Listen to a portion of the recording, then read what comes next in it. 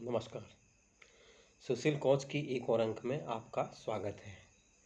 आजकल आपने देखा होगा कि जो महाराष्ट्र सरकार का राज्यपाल और मुख्यमंत्री का विवाद है, फिर कुछ अखबारों में चर्चा में है कि वहाँ पर कोरोना काल के बाद मंदिर खोलने हैं या नहीं खोलने हैं, इस पर मुख्यमंत्री और राज्यपाल अपनी-अपनी तलवारें भांजने में लगे हुए हैं, जो कि बिल्कुल भी शुभ संकेत नहीं है। राज्यपालों का विवाद जब इंदिरा गांधी 1977 के बाद से दोबारा सत्ता में आई, जब बहुत से राज्यों में विपक्षी दलों की सरकारें गठित हो गई थी, तो उन सरकारों को बर्खास्त करने के लिए धारा 357 लगाने के लिए राज्यपाल के पद का इस्तेमाल एक टूल के रूप में किया गया, एक उपकरण के रूप में किया गया। कोई बहाना बना के उसकी अनुशंसा पे उन राज्यों में राष्ट्रीय शासन लगा दिया जाता था। आज आप सबको शायद इस बात में पता होगा। मेरे को लगता है पहले अकालियों की सरकार थी या आंध्र प्रदेश की सरकार थी जिसको बर्खास्त किया गया है। जो भी हो, लेकिन उसको एक राजनीतिक दुराग्रह के रूप में उसका प्रयोग किया गया। ये एक बहुत बुरी बात है। और दूसरे इसमें जो है राजनीतिक पद जो राज्यपाल को बनाया जा रहा है वो चाटुकार को बनाया जाता है। तो आपकी पार्टी का जो आदमी पुराना वरिष्ठ आदमी रहा होता है, जो पार्टी के नज़दीक रहा होता है, जो पार्टी प्रमुखों के साथ जिसके संबंध अच्छे रहे होते हैं, उसको पार्टी इसको बतौर इनाम इस पद को नवाजती है। ये भी एक बहुत बुरी बात है। जबकि राज्यपाल का पद जो संविधान कहता है एक प्रशासनिक पद है, वहाँ पर आपको एक योग्य और काबिल व्यक्ति को ही नियुक्त करना चाहिए। या तो उसको प्रशासनिक अनुभव रहा हो, प्रशासनिक अधिकारी से वो अवकाश प्राप्त रहा हो, या वो कोई न्यायालय का न्यायाधीश हो जिसको समाज की हर नियम कानून की जानकारी हो, ताकि उससे कोई गलती न होने पाए।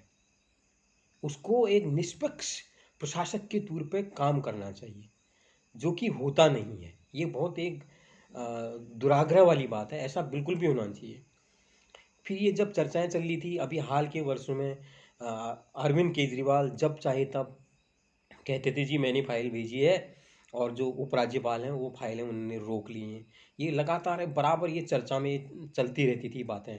2-3 साल पहले लगभग ये हर महीने का किस्सा होता था, एक न्यूज़ अरविंद केजरीवाल बनाम उपराज्यपाल ये हुआ करती थी।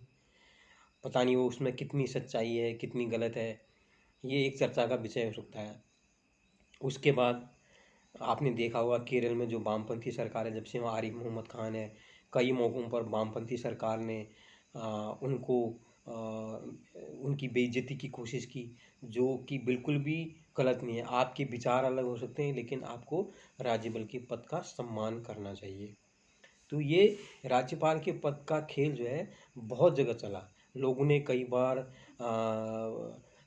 कलकत्ता पश्चिम बंगाल की सरकार पे कानूनी व्यवस्था को लेके दबाव बनाने की कोशिश की, लेकिन अच्छी बात है इस सरकार ने कभी भी अभी राष्ट्रीय शासन का प्रयोग नहीं किया है, लेकिन बड़ी अच्छी बात है। लेकिन ये जो भगत सिंह कोश्यारी जी हैं महाराष्ट्र के राज्यपाल, वो राज्यपाल न होकर कई मौक़ों पर ऐसे काम करते हैं जैसे वो केंद्र द्वारा नामित भारतीय जनता पार्टी के या एनडीए सरकार के कोई प्रतिनिधि हैं। जबकि तकनीकी रूप से राज्यपाल किसी का भी प्रतिनिधि नहीं होता है। वो राष्ट्रपति के लिए जिम्मेदार होता है। उसको विवाद की स्थिति में निष्पक्ष रूप से अपना रोल निभाना होता है, लेकिन ऐसा बिल्कुल भी नहीं होता है। और कई राज्यों में मैंने देखा है ये जो राज्यपाल हैं अपने चाटुकारों को बड़े बड़े पदों पर नियुक्त करने का काम भी करते हैं। तो ये राजनीतिक लोगों से राज्यपाल का पद छीना जाना चाहिए। वहाँ पर 100% अच्छे प्रशासनिक जो रिटायर्ड प्रशासनिक हैं या जो अच्छे न्यायाधीश हैं उन्हीं की नियुक्ति करनी चाहिए। तब ये बढ़िया एक अच्छे ढंग से तंत्र हमारा काम करेगा। हमने असल में प्रजातंत्र का माहौल बना के रख दिया। हम सारी चीज़ों को अपने बहुमत के आधार पर तोड़ना मरोड़ना चाह रहे हैं। ये बिल्कुल बहुत ही गलत एक प्रैक्टिस है। आप बढ़ते हुए टाइम में जब इलेक्ट्रॉनिक मीडिया आदमी के हाथ में सारी चीज़ें आ गई, व्यवस्थाएं सब कुछ हैं, ऐसी चीज़ों से बचा जाना चाहिए ताकि आप जनता के कोप भाजन का शिकार न बने। उम्मीद करता हूँ चर्चा अच्छी लगेगी। इसमें जो भी आपको प्रतिक्रिया है आप मेरे साथ जुड़िए, बताइए मेरी बात आपको कैसे लगी। सोशल की इस कम में से आपसे मैं विदा चाहता हूँ। नमस्कार।